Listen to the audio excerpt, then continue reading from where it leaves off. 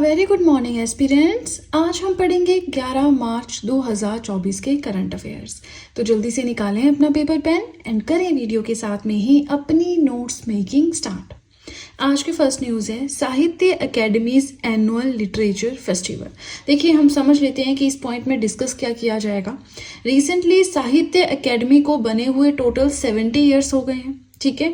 तो उसी के लिए वो एक लिटरेचर फेस्टिवल सेलिब्रेट कर रहे हैं जो कि दुनिया का इस तरह का सबसे बड़ा लिटरेरी फेस्टिवल होगा। तो उसी से रिलेटेड ये न्यूज़ है, राइट। साहित्य अकेडमी का एनुअल लिटरेरी फेस्टिवल कहाँ पे सेलिब्रेट किया जाएगा? न्यू दिल्ली में। न्यू दिल्ली में कहाँ पे? कमानी ऑडिटोरियम में। इस फेस्टिवल का नाम क्या रखा गया है? साहित्योत्सव, ठीक है। ये सेलिब्रेट किया जाएगा as world's largest literary festival. साहित्य से रिलेटेड दुनिया का सबसे बड़ा फेस्टिवल, जिसमें 1100 से ज्यादा फेमस राइटर्स आएंगे, पार्टिसिपेट करेंगे। अब देखिए, साहित्य अकेडमी जो है नेशनल अकेडमी ऑफ लेटर्स के नाम से जानी जाती है। इसने रिसेंटली 70 ईयर्स अपनी एस्टेब्लिशमेंट के पूरे किए हैं। इसीलिए ये देखिए, वैसे क्या होता है ना, हर साल ये अपना लिटरेरी फेस्टिवल सेलिब्रेट करते हैं, लेकिन इस साल बहुत बड़े लेवल पे ये सेलिब्रेट किया जा रहा है। अगला पॉइंट आता है that chief guest of the awards presentation ceremony. Awards दिए जाएंगे अलग अलग कैटेगरी में, तो उस सेरेमनी के चीफ गेस्ट कौन होंगे? वो होंगे प्रतिभा राय, जो कि डिस्टिंग्विश्ड ओडिया राइटर हैं। तो इसमें समझाने वाली कोई बात नहीं, ओडिया की बहुत फेमस राइटर हैं, वो यहाँ पे चीफ गेस्ट होंगी अवार्ड्स प्रेजेंटेशन सेरेमनी में। नेक्स्ट पॉइंट आता है topic of this years national seminar. अब हर साल का एक टॉपिक होता है, जिसे हम थीम भी बोल सकते हैं, बट इन्होंने टॉपिक ऑफ द ईयर किया है तो हम उसी तरह से इसे पढ़ेंगे। तो किस चीज के ऊपर डिस्कशन होगी? पोस्ट इंडिपेंडेंस इंडियन लिटरेचर, ये टॉपिक रहेगा नेशनल सेमिनार का। इसी के साथ ये फेस्टिवल कब से कब तक सेलिब्रेट किया जा रहा है? तो 11 से 16 मार्च 2024 तक, यानी आज ही स्टार्ट हुआ है और 5 दिन ये चलने वाला है, ठीक है जी। अब देखिए, फर्स्ट पॉइंट तो हमारा कंप्लीट हो गया, लेकिन यहाँ से आपके लिए इंपॉर्टेंट हो जाता है साहित्य अकेडमी के बारे में जानना। ऑलरेडी ये पॉइंट काफ़ी लेंथी हो चुका है, काफ़ी कुछ हम इसके बारे में पढ़ चुके हैं। तो थोड़ा सा काम आपके लिए है कि आप साहित्य अकेडमी के बारे में थोड़ा सा देख लें। अगर आपको लगता है कि नहीं, खुद से नहीं कर सकते, तो नेक्स्ट टाइम हम कभी ना कभी इसको बीच में मैं कवर कर दूंगी। वैसे आई थिंक स्टैटिक जीके में मैंने पढ़ा रखा है। कैसे आपको ये वीडियो मिलेगी? मेरे यूट्यूब चैनल पे जाएं, प्लेलिस्ट सेक्शन पे जाएं, वहाँ पे static GK hand written notes की प्लेलिस्ट आप देख सकते हैं। टोटल 99 वीडियोस वहाँ पे हैं, मतलब टोटल 99 स्टैटिक जीके के टॉपिक्स मैंने पढ़ाए हैं, जिसमें इंटरनेशनल लेवल की ऑर्गेनाइजेशन, बुक्स, अवार्ड्स, ऑनर्स, ये सारी चीज़ें पढ़ाई हैं।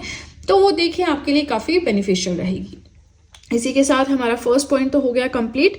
सेकेंड न्यूज़ अगर हम देखें तो एक अवार्ड है जिसके बारे में हमें पढ़ना है। अवार्ड का नाम है measles and rubella champion award. तो नाम से लग रहा है ये अवार्ड किसी ऐसे देश को दिया गया होगा जिन्होंने इन दोनों डिजीज को प्रिवेंट करने में, फैलने से रोकने में कुछ अच्छा काम किया होगा, है ना। तो देखिए, मीजल्स एंड रूबेला ये दो डिजीज हैं, ये हम पढ़ेंगे जब हम बायो में डिजीज सेक्शन में पहुंचेंगे, ठीक है। फिलहाल measles and rubella champion award India यानी हमारे देश को दिया गया है for its exemplary efforts in measles and rubella disease prevention. इन बीमारियों को फैलने से रोकने के लिए इंडिया जो भी काम कर रही है, उन एफर्ट्स के लिए हमारे देश को ये अवार्ड दिया गया है। यहाँ मैंने शॉर्ट में लिखा है, आपने पूरा अच्छे से लिखना है, मीजल्स एंड रूबेला। ये अवार्ड वॉशिंगटन डीसी यूएसए में दिया गया। अब देखिए, इस अवार्ड को रिसीव करना था ministry of health and family welfare, government of India ने। तो उनके बिहाफ पे इस अवार्ड को रिसीव किया है श्री प्रिया रंगनाथम ने, जो कि कौन है? Ambassador and deputy chief on mission in, of mission होगा यहाँ पे, of mission in Washington DC, ठीक है जी। अब देखिए, इसी के साथ हमारा फर्स्ट पेज होता है कंप्लीट। वीडियो पसंद आ रही हो लाइक ज़रूर करें, वीडियो के साथ साथ में नोट्स ज़रूर बनाएं। और देखिए, अगर आप सब चाहें तो जीएस हैंड रिटन नोट्स भी परचेज कर सकते हैं, जिसमें history, polity, geography, economics, current affairs, art and culture, इन सभी सब्जेक्ट्स के नोट्स आपको मिल जाएंगे। नोट्स परचेज करने का लिंक मैंने डिस्क्रिप्शन बॉक्स में दे रखा है। चलिए, तो अब सीधे चलते हैं अपने सेकेंड पेज की ओर। आज का थर्ड पॉइंट है pink patrol flagged of from. अब पिंक पेट्रोल क्या? देखिए, एक तो होता है पेट्रोल, PETROL, मतलब जो व्हीकल्स में डालते हैं, कार, बाइक, इन सब में चलता है ना, पेट्रोल स्टेशन पे हमें मिलता है। एक ये अलग वर्ड है पेट्रोल, पेट्रोलिंग करना। मतलब आपने देखा होगा सिटीज में कुछ पुलिस की गाड़ियां घूमती रहती हैं, गश्त पे होती हैं, देखती रहती है कहीं पे कोई गलत चीज तो नहीं हो रही है ना। तो अब यहाँ पे उसे हम पेट्रोलिंग बोलते हैं। और अब हम यहाँ पे बात कर रहे हैं पिंक पेट्रोल की। पिंक पेट्रोल मतलब हम जब कोई भी पिंक अगर वर्ड यूज कर रहे हैं तो वो महिलाओं से रिलेटेड कंसीडर किया जाता है ना। इंडिया का पहला पिंक स्टेशन हमने पढ़ा था, इस तरह से हम पढ़ते हैं। तो इंडिया का पहला पिंक स्टेशन मतलब ऐसा पुलिस स्टेशन जहां पे सिर्फ महिलाएं होंगी हर एक पोस्ट पे, है ना, इस तरह से। तो ये जो पिंक पेट्रोलिंग है मतलब कि पुलिस की गाड़ियां घूमेंगी, ठीक है, सड़कों पे, जिसमें सिर्फ महिलाएं होंगी, जो पुलिस की वर्दी में सिर्फ महिलाएं होंगी, पिंक कलर की ही उनकी एक्चुअल में वो व्हीकल होगा, ताकि महिलाओं को सेफ्टी फील हो सके। अगर उनको कोई दिक्कत हो रही है या कोई परेशानी हो रही है तो वो उनको पता है कि कहाँ जाके हमें बोलना है, ठीक है। चलिए, मैंने सिंपलेस्ट वे में समझाने की कोशिश की, आई होप आपको समझ में आया हो। तो ये जो पिंक पेट्रोल है ये फ्लैग ऑफ किया गया है किस लिए? For safety and security of the women, folk and girls. Local जो लड़कियां हैं, महिलाएं हैं, उनकी सेफ्टी के लिए, उनकी सिक्योरिटी के लिए। और ये वुमेन्स पुलिस स्टेशन जम्मू से ये पिंक पेट्रोलिंग जो है वो शुरू हुई है। तो यहां से क्वेश्चन आपका बनता है कि पिंक पेट्रोलिंग कहां से शुरू हुई है? वुमेन्स पुलिस स्टेशन जम्मू से। अब जम्मू की पहली है लेकिन इंडिया की पहली नहीं है। इंडिया में और भी बहुत सारी सिटीज ऐसी हैं जहां पे ऑलरेडी पिंक पेट्रोलिंग जो है वो शुरू हो चुकी है पहले से, ठीक है। फोर्थ पॉइंट हम देखें, विधवा पुनर्विवाह प्रोत्साहन योजना। नाम से आपको समझ आ गया होगा, है ना। हम तो इंग्लिश में देखें, the widow remarriage incentive scheme, मतलब ऐसी महिलाएं जो विधवा हो चुकी हैं, विडो हो चुकी हैं, अगर वो फिर से शादी करती हैं तो उन्हें इंसेंटिव ही माने पैसा मिलेगा, इसलिए ताकि वो ऐसे अपनी लाइफ वहीं पे स्टॉप ना कर दें, है ना। अगर पार्टनर की डेथ होती तो वहीं पे स्टॉप ना करें, आगे मूव ऑन करें लाइफ में। तो उसके लिए जो विडो वुमेन है उनके लिए ये स्कीम आई है, ठीक है। तो क्वेश्चन आता है किसने लॉन्च की है? झारखंड गवर्नमेंट के द्वारा लॉन्च की गई है। झारखंड के जो सीएम है चंपाई सोरेन, उनके द्वारा लॉन्च की गई है। First of its kind initiative in the country, अपनी तरह का पहला एक अलग सा इनिशिएटिव है हमारे देश का। अब मैंने यहाँ पे बात की थी कि इंसेंटिव, उन्हें कुछ पैसे मिलेंगे, तो कितने? 2 लाख रुपए देगी सरकार, ठीक है जी। अब स्टेट गवर्नमेंट ने शुरू की है तो स्टेट गवर्नमेंट ही देगा, ये चीज भी समझे, है ना। चलिए, फिफ्थ पॉइंट हम देखते हैं, India's first AI teacher. AI क्या होता है? Artificial intelligence. जैसे हम ह्यूमंस हैं, हमारे पास नेचुरल इंटेलिजेंस है, वैसे ही मशीनों में आर्टिफिशियल इंटेलिजेंस होती है। किसी भी तरह की मशीन ले लो आप, कैलकुलेटर ले लो, मोबाइल ले लो, आपकी सिलाई मशीन ले लो, उसको पता है कैसे काम करना है। क्यों? क्योंकि उसको उस तरह से बनाया है हमने, तो उनमें आर्टिफिशियल इंटेलिजेंस है। आपका रोबोट है ना, कोई भी चीज है जो खुद से काम करती है, तो वो क्या है आपकी? उसमें आर्टिफिशियल इंटेलिजेंस है जो कि ह्यूमंस ने डाली है। तो वैसे ही इंडिया की पहली एआई टीचर, मतलब एक रोबोट है, एक लड़की की तरह दिखती है जिसका नाम है आइरिस। तो ये क्लास में घूम सकती है, बच्चों के जो क्वेश्चन है उनका जवाब दे सकती है, उनसे बातचीत कर सकती है। ये क्वेश्चन देखिए बहुत इंपॉर्टेंट है, ठीक है। इंडिया का पहला, ये भी अलग तरह की चीज है, एआई टीचर है, आइरिस उसका नाम है, महिला है, अनवील किया गया है केरला में in association with marker labs edutech private limited. इस तरह के क्वेश्चंस एग्जाम्स में आते हैं, ये बहुत इंपॉर्टेंट है। देखिए, इंपॉर्टेंट तो हर एक चीज है। पिंक पेट्रोलिंग कहां से शुरू की गई? The widow remarriage incentive scheme किसने, कौन सी स्टेट गवर्नमेंट ने लॉन्च की? इंडिया का पहला एआई टीचर। तो आपको याद रखना है हर एक पॉइंट। देखिए, हमेशा कहती हूँ कि बहुत सारे करंट अफेयर्स होते हैं, लेकिन एग्जाम में कोई ऐसा पॉइंट आए जो आपको नहीं आता या आपने पढ़ा ही नहीं है, चलिए वो गलत हो जाए कोई बात नहीं, लेकिन अगर एग्जाम में ऐसा कोई पॉइंट गलत हो जाए जो आपने पढ़ा था लेकिन आप भूल गए, आपने रिवाइज नहीं किया, तो वो चीज गलत है। पढ़ी हुई चीज एग्जाम में गलत नहीं होनी चाहिए। जो चीज पढ़ी नहीं है, कहीं बाहर से आ गई, उसके लिए हम कुछ कर ही नहीं सकते, है ना। ध्यान रखना है और बार बार रिवाइज करना है करंट अफेयर्स को, तभी आपके दिमाग में रहेंगे।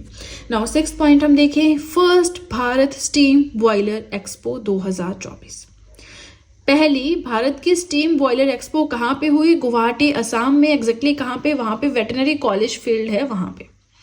अब क्या इस एक्सपो का क्या काम है, क्या एम है? It aims to proper growth and efficiency of various industries that use steam boilers. ऐसी इंडस्ट्रीज जो स्टीम बॉयलर्स को यूज करती है, उनमें कैसे ज्यादा से ज्यादा ग्रोथ कर सकते हैं, उनकी एफिशिएंसी को कैसे बढ़ा सकते हैं, उसके ऊपर यहाँ पे बातचीत की जाएगी, है ना। इस फील्ड में नई से नई टेक्नोलॉजीज को, इनोवेशंस को, आइडियाज को डिस्कस किया जाएगा। और क्या होगा? स्टीम बॉयलर से रिलेटेड ही यहाँ पे बातचीत होगी, है ना। तो ये चीज इंपॉर्टेंट नहीं है कहाँ पे हुई, एग्जैक्टली कहाँ पे, ये थोड़ा सा आप देख लें। वैसे गुवाहाटी, असम इतना देख लिया, यही बहुत है। आगे चले हम, very very important seventh point हमारा है कि एक MOU साइन हुआ है, एक मेमोरेंडम ऑफ अंडरस्टैंडिंग साइन हुआ है RBI एंड बैंक इंडोनेशिया के बीच में। RBI क्या है? Reserve bank of India, monetary authority है, सेंट्रल बैंक है इंडिया का, है ना। वैसे ही बैंक इंडोनेशिया क्या है, इंडोनेशिया का सेंट्रल बैंक है। तो इन दोनों के बीच में से BI भी बोल सकते हैं शॉर्ट में, मेमोरेंडम ऑफ अंडरस्टैंडिंग साइन हुआ है to promote use of local currencies, ताकि लोकल करेंसीज जो है उनका यूज करें। मतलब इसका मतलब ये है कि इंडोनेशिया और इंडिया ट्राई करेगा कि इनके बीच में जो भी व्यापार होता है वो लोकल करेंसीज में हो। क्यों? डॉलर की डोमिनेंस बहुत बढ़ रही है, तो उसको थोड़ा कम करने के लिए, ठीक है ना। अब अगली चीज आती है कि इंडिया की क्या करेंसी है, इंडियन रुपी, हमें पता है। इंडोनेशिया की क्या करेंसी है, इंडोनेशियन रुपी, क्योंकि हम क्या बोल रहे हैं, लोकल करेंसीज में करेंगे ना अपना सारा ट्रेड, तो कैसे करेंसी का पता होना चाहिए। इंडिया का तो पता है, इंडोनेशियन रुपया वहां की करेंसी है। अब ये MOU किसके बीच में साइन हुआ, तो जो RBI के गवर्नर हैं और जो बैंक इंडोनेशिया के गवर्नर हैं उनके बीच में। कौन है यहाँ पे, शक्तिकांत दास, यहाँ पे कौन है, पेरी वार्शियो। ठीक है जी, बहुत इंपॉर्टेंट पॉइंट है। आगे चले हम 8th पॉइंट देखें। Let me adjust the page first. Okay, देखिए ये पॉइंट भी बहुत बहुत इंपॉर्टेंट है, थोड़ा सा हम पढ़ेंगे इसके बारे में, लेकिन ये बहुत इंपॉर्टेंट पॉइंट है, ध्यान रखना है। बांग्लादेश PM पिच, अच्छा बांग्लादेश के PM कौन है, शेख हसीना, है ना। कैपिटल क्या है, ढाका। क्या होता है बांग्लादेश में सबसे ज्यादा, जूट। बांग्लादेश में और वेस्ट बंगाल इन एरिया में जूट ज्यादा होता है ना। बांग्लादेश पहले क्या था, हमारा ईस्ट बंगाल था, है ना। जो बांग्लादेश और वेस्ट बंगाल है मैप पे देखें वो पूरा बंगाल था। फिर हमने पार्टीशन ऑफ बंगाल 1905 पढ़ा था मॉडर्न हिस्ट्री में, नेशनल मूवमेंट में। क्या होता है कि उसको डिवाइड करने की अनाउंसमेंट की जाती है, उसमें फिर पूरे बंगाल को East Bengal and West Bengal बनाते हैं। वेस्ट बंगाल तो वो है जो हमारे पास अभी स्टेट है जिसकी कैपिटल है कोलकाता, लेकिन ईस्ट बंगाल कहाँ गया, ईस्ट बंगाल बन गया बांग्लादेश। कैसे, वो बहुत लंबी कहानी है, पाकिस्तानियों के अंडर गया, उसके बाद फिर लिबरेशन वॉर हुई, अलग हुआ। फिलहाल आप इतना ही समझे, हम थोड़ा करंट अफेयर से डिस्ट्रैक्ट हो गए। हम बात कर रहे थे कि बांग्लादेश की जो प्राइम मिनिस्टर हैं Sheikh Hasina, she pitches for common currency for Muslim countries. उन्होंने ये आइडिया दिया है कि जितने भी मुस्लिम नेशन है ना, इस्लाम को मानने वाले देश हैं जहाँ पे ज्यादातर जो है मुसलमान रहते हैं, ऐसी कंट्रीज को मिलकर एक अलायंस बनाना चाहिए और एक कॉमन करेंसी को फॉलो करना चाहिए। अब इसका मतलब क्या है, देखिए मैं आपको यूरोजोन के बारे में बताती हूँ। यूरोपियन यूनियन है, जो भी इसमें मेंबर कंट्रीज हैं ऑलमोस्ट सभी जो है वो यूरो जो है उनकी करेंसी है उसको फॉलो करते हैं, उसको यूज करते हैं। तो वो बन गया आपका यूरोजोन। मतलब ऐसे नेशंस जो यूरो को यूज करते हैं एज ए करेंसी, वो हो गई यूरोजोन में आती है। तो वैसा ही कुछ कंसेप्ट यहाँ पे इन्होंने ऑफर किया है कि सारी मुस्लिम कंट्रीज कॉमन करेंसी को यूज करें to boost trade and commerce among them, ताकि उनके बीच में ट्रेड और कमर्स ज्यादा से ज्यादा हो सके। जस्ट लाइक कहाँ पे है, यूरोपियन यूनियन में है यूरोजोन। ठीक है ना। आई होप आपको समझ में आया हो। ये दो पॉइंट्स बहुत ज्यादा इंपॉर्टेंट है, आपने ध्यान रखना है। इसी के साथ देखिए वीडियो पसंद आ रही हो लाइक जरूर करें। और आपको एक चीज और बताना चाहूंगी कि आप सब चाहें तो मुझे इंस्टाग्राम पे फॉलो कर सकते हैं, आप सब चाहें तो मुझे टेलीग्राम अकाउंट पे ज्वाइन कर सकते हैं। दोनों का ही लिंक डिस्क्रिप्शन बॉक्स में दे रखा है। चलिए तो अब सीधे चलते हैं अपने थर्ड और अपने लास्ट पेज की ओर। आज का 9th पॉइंट है that the world experienced the warmest February on record. इस साल जो फेब मंथ अभी हुआ है, कंप्लीट खत्म हुआ है 2024 का, तो ये फरवरी महीना दुनिया का सबसे गर्म फेब्रुअरी था एज पर रिकॉर्ड। और ये डेटा किसके हिसाब से है, एज पर C3S। ये C3S क्या है, कोपर्निकस क्लाइमेट चेंज सर्विस। ये क्लाइमेट से रिलेटेड जो है वो डेटा सामने लेकर आते हैं। ठीक है। 10th पॉइंट हम देखें, to set up a center for AI। Artificial intelligence के लिए सेंटर सेटअप करने के लिए एक एग्रीमेंट हुआ है Karnataka and world economic forum के बीच में। वर्ल्ड इकोनॉमिक फोरम फॉर्मेशन कब हुई थी, 1971 में। चलिए हेडक्वार्टर्स आप मुझे बताएंगे कहाँ पे। ठीक है, आपके लिए क्वेश्चन है। नाउ इसी के साथ हम एक चीज और पढ़ते हैं कि बेंगलुरु जो है ना, that is one of the top 5 cities globally for AI। Artificial intelligence के लिए जो चुनी जाती हैं सिटीज, उनमें से टॉप 5 में बेंगलुरु है जो कि कर्नाटका में है। और कर्नाटका और वर्ल्ड इकोनॉमिक फोरम के बीच में एक एग्रीमेंट साइन हुआ है कि हम एक नया सेंटर जो है आर्टिफिशियल इंटेलिजेंस के लिए सेटअप करेंगे। ठीक है। 11th न्यूज हम देखें तो ऑपरेशन कामधेनु के बारे में हम पढ़ते हैं। ये ऑपरेशन जो है लॉन्च किया गया है जम्मू एंड कश्मीर पुलिस के द्वारा। देखिए JNK की दूसरी न्यूज हम पढ़ रहे हैं। पहली क्या थी, pink patrolling women's police station Jammu and Kashmir. अब हम क्या पढ़ रहे हैं, ऑपरेशन कामधेनु लॉन्च किया गया जम्मू एंड कश्मीर के द्वारा to curb the issue of cattle smuggling. Cattle smuggling आप समझते हैं, इस दिक्कत को कर्ब करने के लिए, रोकने के लिए, कम करने के लिए ऑपरेशन कामधेनु आया है। Plus two catch the masterminds behind the illicit operations. इस तरह के काम जो करते हैं उन लोगों को पकड़ने के लिए भी। ठीक है, 2 काम ये करेगा। कैटल स्मगलिंग समझते हैं, पशुओं का जो व्यापार हो रहा है गलत तरह से, ठीक है, चलिए आगे चलते हैं। 12th पॉइंट हम देखते हैं। Now this point is also very very important, that president ने नॉमिनेट किया है फिलैंथ्रोपिस्ट सुधा मूर्ति टू राज्यसभा। अच्छा, सुधा मूर्ति कौन है? इन्फोसिस के जो फाउंडर है ना, उनकी वाइफ है। जो हमारे यूके के पीएम हैं उनकी मदर इन लॉ है, ऋषि सुनाक उनकी मदर इन लॉ है। नाउ सुधा मूर्ति जो है, इनको प्रेसिडेंट ने, हमारी प्रेसिडेंट कौन है? द्रौपदी मुर्मू, उन्होंने नॉमिनेट किया है राज्यसभा के लिए। तो ना कोई इलेक्शन ना कुछ, ऐसे नॉमिनेट कर सकते हैं? यस, डेफिनेटली कर सकते हैं। हमने इंडियन पॉलिटी में पढ़ा था कि राज्यसभा में 12 मेंबर्स को प्रेसिडेंट नॉमिनेट कर सकता है अपनी तरफ से, फिर अलग अलग फील्ड्स हमने उसमें पढ़े थे। नहीं आपको पता, मेरे यूट्यूब चैनल पे जाएं, प्लेलिस्ट सेक्शन पे जाएं, Indian polity one liner series की प्लेलिस्ट आप वहां पे देखें, बहुत अच्छे से आपको समझ आ जाएगा। नाउ यहाँ पे थोड़ा सा हम राज्यसभा के बारे में पढ़ेंगे। दैट आर्टिकल नंबर 80 जो है ये डील करता है with the provisions for members of Rajya Sabha. Rajya Sabha के मेंबर्स के लिए क्या क्या प्रोविजंस होनी चाहिए उससे डील करता है।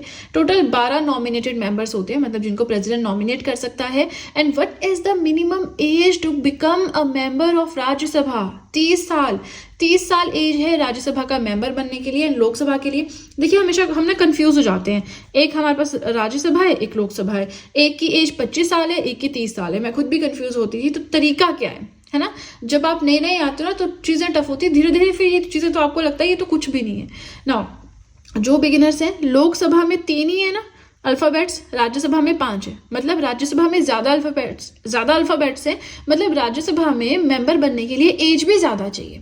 लोकसभा में कम अल्फाबेट्स है, मतलब लोकसभा का मेंबर बनने के लिए एज भी कम चाहिए। तो लोकसभा का मेंबर अगर बनना है, एज चाहिए मिनिमम 25 साल। राज्यसभा का मेंबर बनना है तो एज चाहिए मिनिमम यानी कम से कम 30 साल। ठीक है, एक छोटा सी हमने सिंपल सी ट्रिक से समझ लिया किसके लिए कितनी एज चाहिए ना। Who is the vice president of Rajya Sabha? Lok Sabha में तो होता है आपका स्पीकर, डिप्टी स्पीकर, तो राज्यसभा में भी आपका चेयरमैन होता है। लेकिन जो वाइस प्रेसिडेंट होता है वो होता है ex officio chairman of Rajya Sabha. Rajya Sabha का कोई चेयरमैन नहीं अपॉइंट किया जाता, जैसे लोकसभा का स्पीकर अपॉइंट किया जाता, चुना जाता है, उसके बाद डिप्टी स्पीकर चुना जाता है।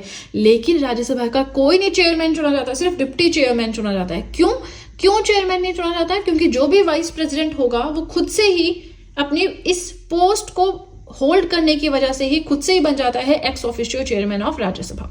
चलिए, यहाँ तो हमने, अगर आपको नहीं भी समझ आया होगा, आप पॉलिटी में जाके राज्यसभा लोकसभा देखिए। यहाँ तो जस्ट हम डिस्कस कर रहे हैं, थोड़ा सा रिवाइज कर रहे हैं, हमारा मेन फोकस है करंट अफेयर्स पे।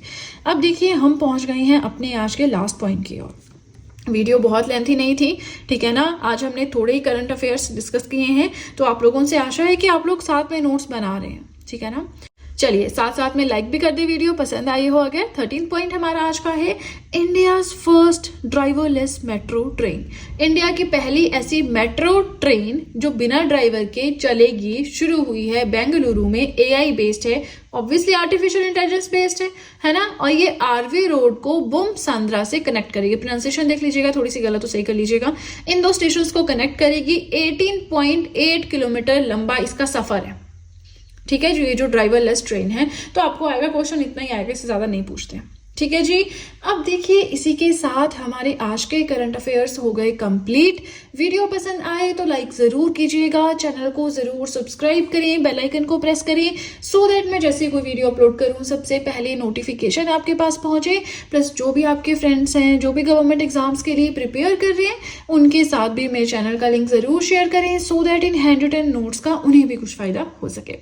तो चलिए फ्रेंड्स, आज के लिए इतना ही। अब हम मिलेंगे नेक्स्ट वीडियो में। So that's it and see you soon.